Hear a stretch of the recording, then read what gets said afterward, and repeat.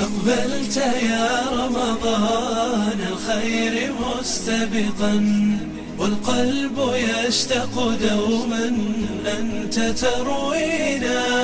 يا درة الكون طاهر نبض خافقنا، فالجرح كبلنا فاغسل معاصينا. الحمد لله والصلاة والسلام على رسول الله، وبعد.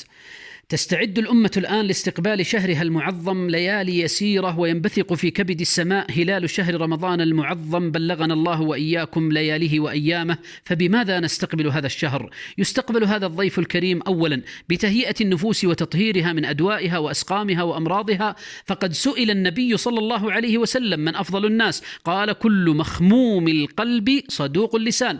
قالوا: صدوق اللسان نعرفه، فما مخموم القلب يا رسول الله؟ قال: التقي النقي لا إثم فيه ولا بغي ولا غل ولا حسد، رواه ابن ماجه وصححه الألباني. فيتم تطهير القلوب، فتأتي الطاعات في رمضان فلا تجد ما يزاحمها من الأمراض في القلوب، فيتحقق في هذه القلوب مراد الله من فرض الصيام لعلكم تتقون. ومن أبرز ملامح تطهير القلوب العفو والمسامحة عن الناس، وليعفوا وليصفحوا ألا تحبون أن يغفر الله لكم.